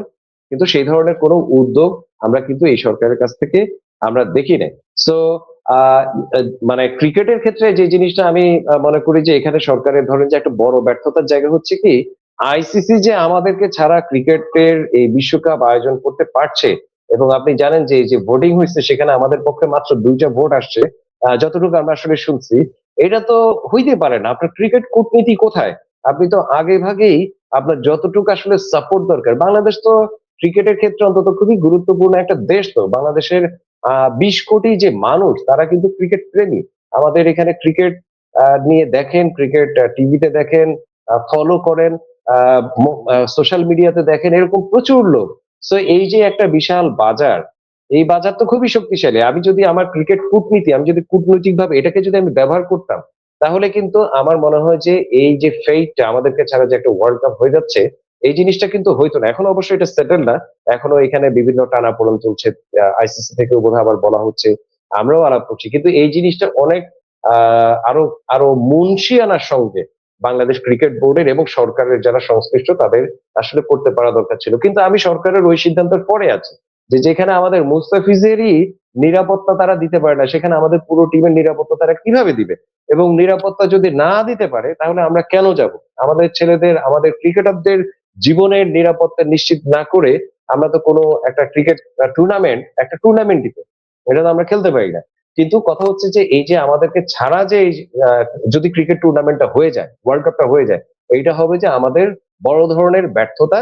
আমাদের আসলে এইটা যাতে তারা আমাদেরকে দিতে বাধ্য হইতো যে কি বলে শ্রীলঙ্কায় হোক কিংবা পাকিস্তানে হোক, যে কোনো দেশে তারা আমাদের জন্য বাকি আমাদের ম্যাচগুলো অন্তত আয়োজন করতে বাধ্য হইতো। এইটা নিশ্চিত করতে পারা, এইখানে সফল হইতে পারাটা আমাদের জন্য খুব জরুরি ছিল। এটা আমাদের বড় একটা ব্যর্থতা হয়ে থাকবে যদি এটা আমরা যদি আসলে ব্যর্থ হই আর কি। জি। জি, এবার ব্যক্তি দিদার ভুঁইয়ার কাছে আমার কিছু ছোট, ছোট প্রশ্ন, এক লাইনের প্রশ্ন। জি। রাষ্ট্র সংস্কার আন্দোলনের যুগ্ম সাধারণ সম্পাদক। আ আপনি কোন এলাকার ভোটার? আমি ঢাকা ১১ আসনের ভোটার, যেটা হচ্ছে বাড্ডা, ভাটারা, আপনার এই হাতিরঝিলের একটু অংশ, এই যে এই এলাকাটা আর কি। সেখানে বিএনপি এবং জামাত বা অথবা অন্য রাজনৈতিক দলের প্রার্থী উল্লেখযোগ্য প্রার্থী কারা আছেন? বিএনপির প্রার্থী হচ্ছেন একজন বর্ষীয়ান নেতা, অনেক দিনের পুরাতন নেতা। আহ, তিনি কমিশনার কাইয়ুম নামেই পরিচিত। তিনি মাঝখানে আমার ধারণা যে ১০-১৫ বছর বা আরো বেশি সময় হতে পারে মালয়েশিয়ায় ছিলেন। আহ, মানে এবং তার নামে বোধহয় মামলা টামলা ছিল, আমি ঠিক শিওর না। তো কিন্তু কমিশনার কাইয়ুম হচ্ছেন বিএনপির সাইডের ক্যান্ডিডেট। আর জামাত জোটের ক্যান্ডিডেট হচ্ছে এনসিপি প্রধান নাহিদ ইসলাম। আর এই দুইজনই আসলে মেইন ক্যান্ডিডেট, কিছু স্বতন্ত্র প্রার্থী আছে। এই তো। আচ্ছা, আচ্ছা। জি, আমি যতটুকু জানি পার্সোনালি আপনি আ ফ্যাসিবাদের আমলে গুমের শিকার হয়েছিলেন এবং অনেক নির্যাতন সইতে হয়েছে। ওটা কি আমাদের দর্শকদের জন্য আসলে আ যদিও এটা শোনার জন্য একটা আলাদা পর্ব দরকার আমি যতটুকু জানি। আমরা ইনশাআল্লাহ এটা পুরোটা শুনবো। আমরা আজকে একটু ব্রেকিং শুনতে চাই আসলে অল্প আকারে একেবারে শুরু থেকে শেষ পর্যন্ত একটা সারাংশ শুনতে চাই। সারসংক্ষেপ যেটাকে বলি আমরা। না মানে আমাদের যে ধরেন যে ডিজিএফআই বলে যে একটা সংগঠন প্রতিষ্ঠান যে আমাদের আসলে আছে, এবং ধরেন যে আমাদের যে র্যাব আছে, এরা যে আসলে আমাদের মানুষের পক্ষের না, বা এরা আসলে যে পারপাসে তৈরি করা হয়েছিল সেই পারপাসে যে আসলে এরা সেই পথে যে আসলে কাজ কাজ করে না। করছে না। ধরেন যে আমি যদি বলি কাজ করে না আর কি। ডিজিএফআই এর কাজ কি? ডিজিএফআই এর কাজ হচ্ছে যে কাউন্টার ইন্টেলিজেন্স, যে বিদেশের আমাদের বিপক্ষে কোনো ষড়যন্ত্র হচ্ছে কিনা এইটাই তো তার আসলে বের করার কথা, তাই না? বিদেশিরা আমাদের আমাদের বিপক্ষে কোনো ষড়যন্ত্র করছে কিনা। সো বা দেশেও হইতে পারে, কিন্তু বাংলাদেশের মানে মূল জায়গাটা হচ্ছে যে কাউন্টার ইন্টেলিজেন্স, যে আমাদের রাষ্ট্রের বিপক্ষে কোথায় কোথায় ষড়যন্ত্র হচ্ছে, এবং মেইনলি এগুলো বিদেশের আলাপই হয়। কিন্তু আপনি দেখবেন যে ডিজিএফআই করে কি? ডিজিএফআই করে যে সরকারের বিপক্ষে বা সরকারকে ধরেন যে বিব্রত করতে পারে, যে হ্যাঁ সরকারকে চ্যালেঞ্জ করতে পারে, যে তাদেরকে গিয়ে আপনার গুম করে, খুন করে, তাদেরকে আয়না ঘরে ফেলে রাখে। এগুলোই আসলে ডিজিএফআই করে। ডিজিএফআই যে কোনো একটা কাউন্টার ইন্টেলিজেন্স সফলভাবে করছে এরকম কিন্তু আমি অন্তত দেখি না। বরঞ্চ আপনি দেখবেন যে বাংলাদেশে একই সঙ্গে বোধহয় ৬৪ জেলায় বা ৬৩ জেলায় একসঙ্গে বোমা বিস্ফোরণের মতো ঘটনা ঘটছে। ডিজিএফআই এটা ঠেকাইতে পারছে এরকম কিন্তু আমরা জানি না। আমরা দেখছি যে ২১শে আগস্টের গ্রেনেড হত্যাকাণ্ড যেটা, হ্যাঁ এটা তো ডিজিএফআই টা তো ঠেকাইতে পারার কথা ছিল। আমরা ধরেন যে বিদেশে আমাদের নিয়ে যে ষড়যন্ত্র গুলো হয়, আমাদের যে হাই কমিশন গুলোতে যে আক্রমণ হয়েছে বারবার, তাই না? এগুলো তো ডিজিএফআই ঠেকাইতে পারে নাই। এগুলো নিয়ে কোনো ইনফরমেশন ডিজিএফআই বের করে দিচ্ছে আমরা এরকম জানি না। আমাদের এয়ারপোর্টে আপনার একজন কি বলে পাকিস্তানি একজন এজেন্টকে ভারতীয় একজন এজেন্ট এসে ধরে নিয়ে চলে গেছে, এরকম একটা ঘটনা কিন্তু আমরা হাসিনার আমলে দেখছিলাম। এটা কিন্তু আমাদের ডিজিএফআই কিন্তু তাকে ধরতে পারে না, এখানে ধরছে কে? ইন্ডিয়ান এজেন্টরা এসে ধরছে। হ্যাঁ মানে এই হচ্ছে যে আমাদের দেশটাকে বিভিন্ন দেশের এজেন্টদের একটা খেলার জায়গা, তাদের একটা পারফরমেন্সের প্রতিযোগিতার জায়গা মূলত আসলে ইন্ডিয়ান যে ব্লক, মানে আওয়ামী লীগ আমলে আর কি, সেটা তৈরি করে দেওয়ার পক্ষে আসলে ডিজিএফআই সচেষ্ট ছিল, সচেতন ছিল। আর যারা আসলে হাসিনা বা সরকারের বিপক্ষে বা জনমত তৈরি করছে বা পাবলিক সেন্টিমেন্ট তৈরি করছে, কিংবা ধরেন যে আসলে সরকারকে চ্যালেঞ্জ করছে, তাদেরকে সরায় দেয়া নিরিবিলি। আপনি তো শুনছেন যে ডিজিএফআই এই যে রিপোর্ট গুলো আমরা দেখলাম কিছুদিন আগে, যে মানুষকে ধরে তাকে মেরে তার পেটের মধ্যে সিমেন্টের ব্যাগ বেঁধে বুড়িগঙ্গায় ডুবাই দিত। এই হচ্ছে যে ডিজিএফআই বাংলাদেশের মানুষের মানে এরকম শত্রু তারা। এই একই কথা যদি আপনি র্যাবের কথাও বলেন, খুব আসলে আপনি আসলে কম বলতে পারবেন না, হয়তো কোনো কোনো জায়গায় আসলে বেশি আপনাকে বলতে হবে। আমার মামলাটা ছিল হচ্ছে যে এরকম একটা ঘটনা। আমি তখন আমরা করোনার একটা ভয়াবহ একটা সময়, আমরা তখন দুর্যোগ তখন আমাদের মানে রাষ্ট্র সংস্কার আন্দোলনের ঘোষণা আমরা দেইনি। তখন আমরা একটা সংগঠন করতাম হচ্ছে রাষ্ট্রচিন্তা। মানে রাষ্ট্রচিন্তা একটা থিঙ্ক ট্যাঙ্ক, একটা পলিটিক্যাল থিঙ্ক ট্যাঙ্ক বেসিক্যালি। এখনো তারা আছে, পলিটিক্যাল থিঙ্ক ট্যাঙ্ক হিসেবে কাজ করছে এবং গুরুত্বপূর্ণ ভূমিকা রাখছে বাংলাদেশের জন্য।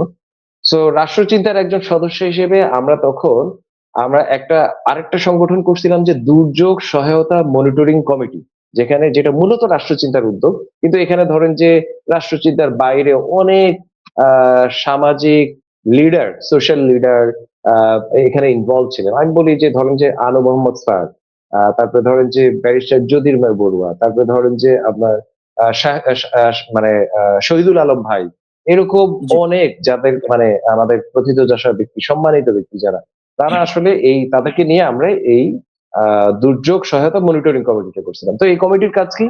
এই কমিটির কাজ হচ্ছে যে সরকার যে তখন যে দুর্যোগটা হচ্ছিল করোনা নিয়ে সরকারের যে রেসপন্স, সরকার কোথায় কতটুকু আসলে সাহায্য দিচ্ছে, বা কোথায় ধরেন যে হেলথ ফ্যাসিলিটিস ঠিক করছে, বা হেলথ ফ্যাসিলিটিস কতটুকু কাজ করছে, এই যে সরকারের যে দায়িত্ব কর্তব্যগুলো, এগুলো সরকার ঠিকঠাক মতো পালন করছে কি করছে না, এইটাকে মনিটরিং করাই তো আসলে এই দুর্যোগ সহায়তা মনিটরিং কমিটির কাজ ছিল।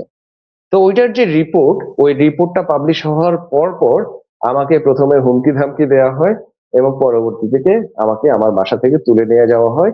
এটা একটা র্যাব এবং ডিজিএফআই এর একটা যৌথ উদ্যোগ ছিল। আমাকে ধরেন যে একটা ডিজিটাল, প্রথমে আমাকে একদিন গুম করে রাখা হয়, কিন্তু আমাকে গুম করে রাখার পর এখানে একটা খুব ইন্টারেস্টিং বিষয়, এবং জি। এই জিনিসটা আমি সবসময় আসলে প্রাউড ফিল করি। সেটা হচ্ছে আমাকে যখন তুলে নিয়ে যাওয়া হয় জাস্ট ইফতারের আগে আগে, এটা ছিল 5ই মে 2020 সাল আর কি। তো জাস্ট ইফতারের আগে আগে আমাকে তুলে নিয়ে যাওয়ার পরে, আমাকে তো তুলে নিয়ে চলে গেছে যে র্যাবের একটা ফ্যাসিলিটিস তারা ব্যবহার করছেন টিকাটুলিতে। আচ্ছা। তো আধা ঘন্টা, আমি পরে যেটা শুনলাম আর কি, আধা ঘন্টা 1 ঘন্টার মধ্যে আমার দলের নেতারা, আমার দলের লোকরা, তখন কিন্তু করোনার একদম খুব ভয়ঙ্কর একটা সময়, এবং সেই সময় কেউ বাসায় বের হয় না, কারোর সঙ্গে দেখা সাক্ষাৎ করে না, কথা বলে না, এরকম একটা ভয়াবহ মোমেন্ট আর হুম। কি। সেই সময় আমার দলের নেতারা অন্তত 3টা র্যাব অফিসে ধরেন যে 1 ঘন্টা 2 ঘন্টার মধ্যে তারা এক ধরনের গিয়ে চার্জ করছে, যে আপনারা কেন দিদারকে তুলে নিয়ে আনছেন, কোথায় রাখছেন। তারা যেহেতু স্বীকার মানে আমাকে কে নিয়ে গেছে এটা তো আসলে কেউ জানে না। নিয়ে গেছে কেউ একজন, বা একটা দুইটা মানে 2টা মাইক্রোবাসে করে এসে একেবারে ফিল্মি কায়দায় আমাকে নিয়ে যাওয়া হয়। কিন্তু কোথায় নিয়ে যাওয়া হয় এটা তো কেউ জানে না। সো তারা ধরেন যে আশেপাশে যতগুলো র্যাব অফিস ছিল, যতগুলো থানা ছিল, সবগুলোতে গিয়ে তারা আসলে দেখার চেষ্টা করছেন। আমি যে এই জন্য এই কথাটা বলতে চাই সেটা হচ্ছে যে আমরা দেখি যে অন্যান্য দলের ক্ষেত্রে যদি একজন কোনো কারণে গুম হয় বা গ্রেফতারও হয়, তখন দলের অন্যরা ধরেন যে পালায় ভয়। হুম। আর আমাদের জি। ক্ষেত্রে যেটা হয়েছে, যে আমাদের এটা আসলে আমাদের নৈতিক শক্তির প্রমাণ। আমরা যে আসলে বাংলাদেশের মানুষের পক্ষেই যে কাজটা করি, সেই সাহসের, সেই মানে ন্যায্য, যে আমাদের যে মানসিক যে শক্তিটা, নৈতিকতা যেটা, সেটার আসলে প্রমাণ, যে আমাদের লোকরা একজনও পালায় নাই। রাদার তারা উইলিংলি তারা ধরেন যে র্যাব অফিসে গেছে, তারা ধরেন যে থানায় গেছে, এবং তারা একরকম চার্জ করছে। সো এটা আমাকে সবসময় আসলে খুব বাড়তি একটা, যখন আমি এই জিনিসটা ভাবি, আমাকে বাড়তি একটা কনফিডেন্স দেয় আমার দলের প্রতি, আমার মেটদের প্রতি। আমি যেটা তারপরে যেটা হয় যে আমাকে আহ একদিন মানে ওই সময়টায় আমি আরেকটা জিনিস দেখছি, যে নরমালি এরকম গুম-টুম হইলে পরিবার বা মানে সবাই তো আসলে একটু চেপে থাকে, চাপায় রাখে। দেখা যায় যে 2 দিন, 5 দিন, 10 দিন পর্যন্ত কেউ জানে না। কিন্তু আমার ঘটনাটা হইছে, আমার দল যেহেতু ধরেন যে খুব মানে রাইটফুলি সঙ্গে যেহেতু অ্যাক্ট করছে, এইটা একদম বারুদের মতো সব জায়গায় ছড়াই গেছে। দেশে বিদেশে এটা নিয়ে বিপুল আপনার মানে সমালোচনা হইছে, সরকারের সমালোচনা। মানে একদম আমার আমার এটা বলতে পারি আপনাকে, আমাকে যখন ইন্টারোগেশন করা হচ্ছিল র‍্যাব 3 এর কমান্ডিং অফিসারের রুমে, আমার তো চোখ বাঁধা, হাতে হ্যান্ডকাপ। কিন্তু আমি শুনছিলাম যে বারবার ওনার ফোন বাজছে এবং বারবারই উনি ফোনে একটা কথাই বলছেন যে, "স্যার আমি জানি না, আমার কাছে নাই।" তো আমি তখন তো বুঝতে পারি নাই। পরে আমি বুঝতে পারছি যে যেহেতু আমাকে নিয়ে আসলে প্রচন্ড একটা প্রেশার তৈরি করা হয়েছিল, সে কারণে অনেক ফোন আসছিল উনার কাছে এবং উনি সেটা অস্বীকার করছিলেন। অস্বীকার কারণ করেছে। ইন ডকুমেন্ট ইন ডকুমেন্ট তো আমি আসলে উনার কাছে মানে সত্যিকার মানে তাদের যে প্র্যাকটিক্যাল আরকি আ ইন আ আ আ আমি তো আসলে ছিলাম হচ্ছে ডিজিএফআই এর আন্ডারে। তারা ডিজিএফআই ধরেন যে তাদের ফ্যাসিলিটিস ব্যবহার করছিল। কিন্তু আমাকে তো আসলে র‍্যাব তো আমাকে ধরেন যে নথিভুক্তভাবে নিয়ে যায় নাই। সো উনার আসলে স্বীকার করার কোনো সুযোগ ছিল না। উনি অস্বীকার করেই যাচ্ছিলেন। আর এদিকে তো আমি ধরেন যে ডিজিএফআই এর কাছে ধরেন যে আ মানে আমাকে যে ইন্টারোগেশন সেটার মধ্যে আমি ছিলাম আরকি। সো এরকম প্রায় ৭ ঘন্টার আমার ইন্টারোগেশন হয় সেদিন এবং আমার এইটা মনে আছে যে শেষের সময় তারা আমাকে এক ধরনের হাল ছেড়ে দিছিলেন। একটা কথা বলি যে শুরুতেই যখন আমি আমার বাসার দরজায় এই কয়েকজন সুঠাম দেখি এবং দেখেই আমি বুঝতে পারছি যে এরা কারা। তো এদেরকে যখন দেখি বাহিনীর সিভিল ড্রেসে ছিলেন কিন্তু আমি বুঝতে পারছিলাম যে তারা কোনো না কোনো বাহিনীর এবং বিশেষ কোনো বাহিনীর। তারা যখন আমি যখন তাদেরকে দেখি তখনই আমি বুঝতে পারছিলাম যে তারা আমাকে আসলে মেরে ফেলবে। কারণ সেই সময়টায় আসলে ঘুম থেকে কেউ ফিরে আসতো না বা আসলেও খুব কম। অল্প কয়েকজন মানুষ হয়তো ফেরত আসতো। জেনারেলি আসলে গুম হয়ে গেছে মানে হচ্ছে আর ফিরে আসে না আরকি। এরকম তো আমরা অন্তত অনেকগুলো ঘটনা ৬-৭০০ ঘটনা তো আমরা এখন জানি আসলে। সো জি। আমি তখনই বুঝে গেছিলাম। আ স্বাভাবিকভাবেই আমি ধরেন যে অন্য আরো ১০০ জন বা সকল মানুষের মতো আমিও ধরেন যে ১ম এই একটু ভয়ও পাইছিলাম। কিন্তু আমার কাছে যে নিজের কাছেই যে জিনিসটা মনে হইছে, আমার কাছে মনে হইছে যে এরা যদি আমাকে মেরে ফেলতে চায়, আমি যতই ভয় পাই, আমি যতই যাই করি না কেন, আমার আসলে বাঁচার কোনো উপায় নাই। আমার বাঁচার একটা উপায় থাকতে পারে, যদি আমি আসলে এটাকে সাহসের সঙ্গে ফেস করি। যদি আমি আসলে মানে তাদেরকে এইটা বুঝাই যে আমার আসলে কোনো লুকানোর কোনো কিছু নাই। আর আমার তো কোনো আসলে গুপ্ত কোনো কিছু ছিল না। আমি কোনো ষড়যন্ত্রের সঙ্গে যুক্ত ছিলাম না। আমার সব ইনফরমেশন আমার পুরো পলিটিক্সটা হচ্ছে মানুষের পক্ষে। এখানে কোনো ধান্দাবাজির কিছু নাই। এখানে কোনো ষড়যন্ত্রের কিছু নাই। এখানে বাংলাদেশের মানুষের বিপক্ষের কোনো কিছু নাই। সো আমি একটা ভেতর থেকেও একটা সাহস পাচ্ছিলাম যে আমি যেহেতু কোনো মানুষের বিপক্ষের কোনো কিছু করি না। আমি যেহেতু কোনো সে ষড়যন্ত্র যেটাকে মিন করে সেটা যেহেতু আমি করি না। কোনো গুপ্ত কিছু যেহেতু আমি করি না, আমি কেন ভয় পাবো? সো আমাকে যদি তারা মেরে ফেলে আমার রাজনীতিটা যাতে অন্তত অপমানিত না হয়, আমার রাজনীতিটা যাতে না মরে এইজন্য আমি আসলে শক্তিশালী থাকবো। আমি তাদের সঙ্গে চোখে চোখ রেখে যদিও আমার মানে ধরেন যে চোখ বাঁধা, কিন্তু আমি সেই সাহসের সঙ্গেই তাদেরকে ফেস করব। এইটা আমার আসলে নিজের মধ্যে somehow আমি এটা প্ল্যান করে করছি জিনিসটা সেটা না। জাস্ট আমার মাথায় চলে আসছে এবং আমি সেভাবেই জিনিসটাকে রিঅ্যাক্ট করছিলাম। আমার কাছে মনে হয় যে যেটা হয়েছিল শেষে ধরেন যে একদম শেষে তারা আমাকে বলতেছিল যে, "আপনাকে দেখে একবারও মনে হচ্ছে না যে আপনি ভয় পেয়েছেন। আপনার এই গোপন সাহসের মানে কারণটা কি? মানে আপনার এই সাহসের কোনো গোপন কারণ আছে কিনা?" হ্যাঁ? এইটা এরকম একটা প্রশ্ন তারা করছিলেন। তো আমি তখন উনাদেরকে বলছিলাম যে, আ তখন ধরেন যে ২০২০ সাল তো মানে তার ৬ বছর আগে আমি পলিটিক্স এ ধরেন যে ইনভলভ হইছি। তা আমি বলছিলাম যে ৬ বছর আগে যখন আমি পলিটিক্স এ ইনভলভ হইছি, তখন থেকে আমি জানি যে এই আমার যে পলিটিক্স, এই পলিটিক্স এর জন্য আমাকে একদিন গুম, খুন হইতে পারে। আমাকে ধরেন যে জেলে যাইতে হইতে পারে। আমাকে বিভিন্ন জুলুম নির্যাতন এমনকি গুম খুন হইতে পারে। সো এই দিনটার জন্য আমি আসলে ৬ বছর আগে রেডি। আপনি তো আজকে আমাকে আসলে এর বাইরে তো আর কোন ভয় দেখাইতে পারবেন না। এর বেশি তো আর কিছু করার সুযোগ নাই। সো হুম। এইটা একটা কথা এবং আরেকটা কথা তারা আমাকে বলছিলেন আমার এটা মনে আছে এবং পরে আমি জানলাম যে মুশতাককেও তারা এরকম একটা কথা বলছিলেন।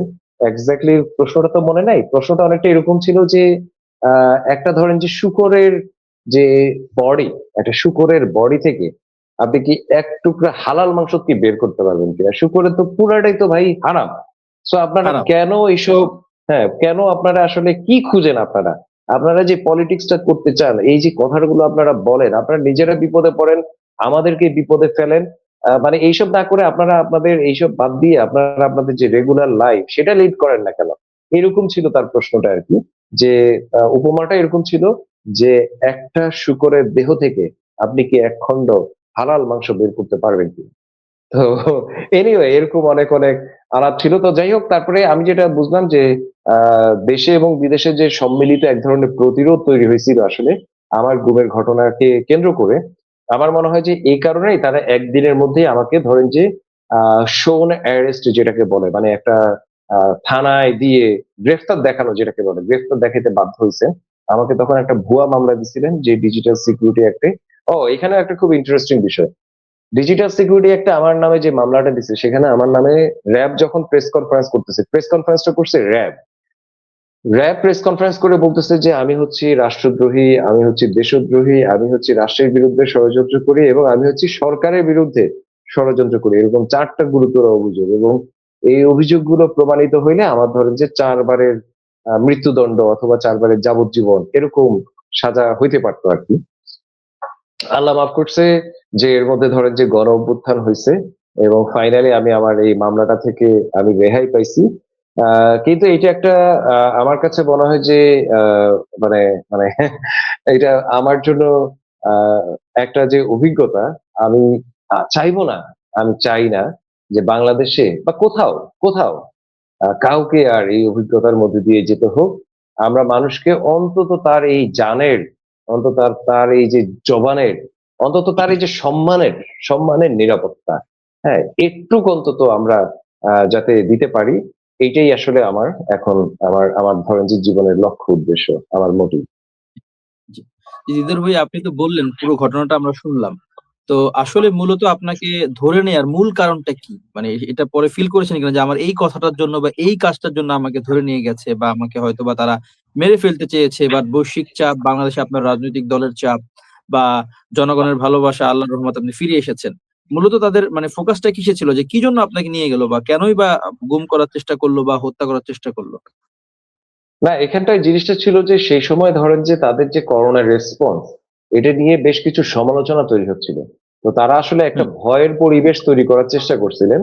আমার ঘটনাটা ঘটছিল যে আমাদের যে দুর্যোগ সহায়তা মনিটরিং কমিটি, যে কমিটির যে রিপোর্টটা আসে, সেই রিপোর্টটায় আসে হচ্ছে যে ধরেন যে বাংলাদেশের যেসব এলাকায় গরিব বেশি, সেসব এলাকায় তো সাহায্য তো যাওয়ার কথা তো বেশি, কিন্তু হুম, আমাদের রিপোর্টে আসে যে গরিব এলাকায় গরিব প্রতি সাহায্য গেছে হচ্ছে সবচেয়ে কম, আর ধনী এলাকায় হুম, সাহায্য গেছে হচ্ছে সবচেয়ে বেশি, মানে যেটা উল্টাটা হওয়ার কথা ছিল। তো এইটা নিয়ে জি, এটা আমাদের রিপোর্ট পাবলিশ হওয়ার পরে 1 দিন 2 দিন পরে তখনকার প্রধানমন্ত্রী শেখ হাসিনা, উনি আবার তখন একটা ওয়েবিনার করছিলেন কুড়িগ্রামের জেলা প্রশাসকের সঙ্গে। মানে তখন তো আসলে ওই যে এই জিনিসগুলো ওয়েবিনার করে করতেন তারা, এবং অনলাইনে সবাই সেগুলোতে পার্টিসিপেট করতে পারতো, দেখতে পারতো আর কি। অনলাইনে আমরা এগুলো দেখতে পারতাম। তো সেরকম একটা ওয়েবিনার হচ্ছিল এবং ওই ওয়েবিনারে কুড়িগ্রামের জেলা প্রশাসক, মানে আমি তো ধরেন যে ফুঁসছি যে এত কম বরাদ্দ দেওয়া হয়েছে কুড়িগ্রামের জন্য, যেখানে সবচেয়ে বেশি দেওয়া উচিত ছিল সেখানে হ্যাঁ, সবচেয়ে কম দেওয়া হয়েছে। আমি আশা করছিলাম যে কুড়িগ্রামের জেলা প্রশাসক এটা নিয়ে প্রধানমন্ত্রী, তৎকালীন প্রধানমন্ত্রী শেখ হাসিনাকে বলবেন যে স্যার আপনি এত কম দিচ্ছেন কেন, আমার এখানে জরুরি ভিত্তিতে মানুষ মারা যাচ্ছে, জরুরি ভিত্তিতে আমার এখানে বেশি বরাদ্দ পাঠান, চাল পাঠান, টাকা পাঠান, ওষুধ পাঠান, পথ্য পাঠান, দ্রুত পাঠান, এক্ষণ পাঠান। এইটা আসলে তার করার কথা ছিল, কিন্তু সেখানে আমি দেখলাম কি, সে বলছে যে মানে বিগলিত হয়ে যে স্যার এত এত ত্রাণ দিছেন যে ত্রাণের জন্য কুড়িগ্রাম ভেসে যাচ্ছে টাইপের, মানে যেটা তার বুঝতে মানে পেরেছি। এরকম ওভারলোড। আর কি। তো তো আমি তো আমি তার এই ঘটনাটাকে ক্রিটিক করে, এইটাকে ক্রিটিক করে এবং এই 2টা ঘটনা, ওই রিপোর্ট এবং এই ঘটনাটাকে যুক্ত করে আমি ফেসবুকে লিখি এবং ওই লেখাটা ধরেন যে অনেক পপুলার হয়ে যায় আর কি। এবং ওই লেখার পরে আমি ধরেন যে প্রথমত হুমকি পাই, কাফনের ছবি পাই, বিভিন্ন জিনিস পাই, সুপরামর্শ টাইপেরও কথা পাই। মানে বন্ধুর মতো ভয়েসেও কেউ কেউ আমাকে ধরেন যে পরামর্শ দিচ্ছেন অচেনা কোনো একটা আইডি থেকে, এরকম আর কি। আর এর পরের দিন তো আমাকে গুমই করে ফেলা হলো। সো আমার কাছে মনে হয় একদিনের যে ব্যবধানে। আহ, হ্যাঁ, মানে পোস্ট করার একদিনের মধ্যে। পোস্ট করার একদিনের মধ্যেই হ্যাঁ পোস্ট করলাম, হ্যাঁ তার একদিনের মধ্যে।